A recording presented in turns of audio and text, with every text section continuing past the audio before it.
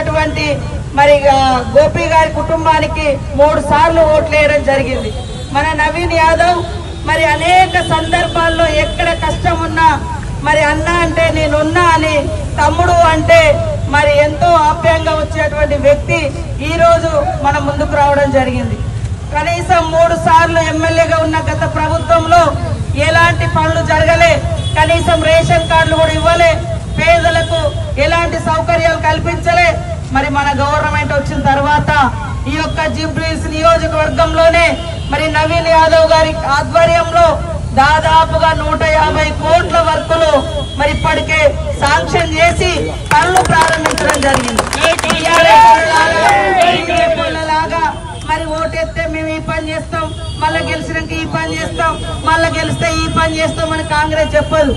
చేసి పని చూపించి ఓట్లు అడుగుతా ఉన్నాం. ఈ రోజు పేదల కోసం 200 యూనిట్ల కరెంటు యూనిట్లు ఫ్రీగా ఇస్తున్నాం. బస్ ఫ్రీ నడుస్తుంది. రేషన్ కార్డు కోసం 10 సంవత్సరాలు తనలాడింది, ఇప్పుడు కూడా ఒక టికెట్ తిరుగుతుంది. నాకు రేషన్ కార్డు 10 ఏళ్ల నుంచి రాలేదు, ఇప్పుడు రావాలని.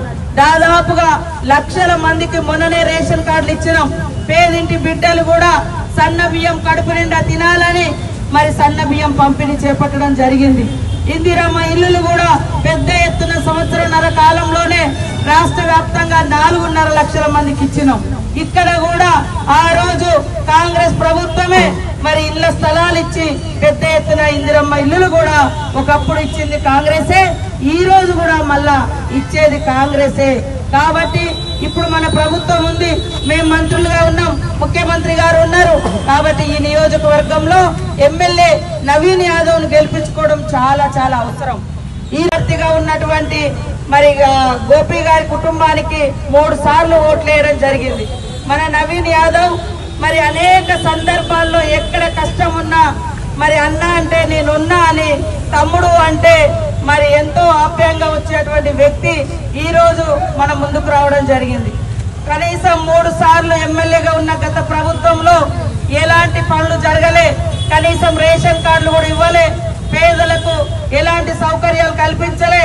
మరి మన గవర్నమెంట్ వచ్చిన తర్వాత ఈ యొక్క జిబ్రీస్ నియోజకవర్గంలోనే మరి నవీన్ యాదవ్ గారి ఆధ్వర్యంలో దాదాపుగా 150 కోట్ల వర్కులు మరి ఇప్పటికే శాంక్షన్ చేసి పనులు ప్రారంభించడం జరిగింది.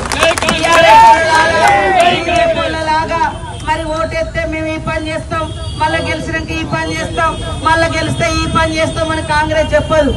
చేసి పని చూపించి ఓట్లు అడుగుతా ఉన్నాం.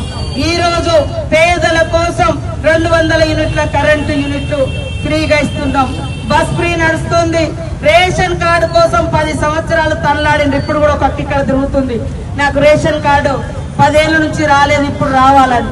దాదాపుగా లక్షల మందికి మొన్ననే రేషన్ కార్డులు ఇచ్చినాం. పేదింటి బిడ్డలు కూడా సన్న బియ్యం కడుపు నిండా తినాలని మరి సన్న బియ్యం పంపిణీ చేపట్టడం జరిగింది.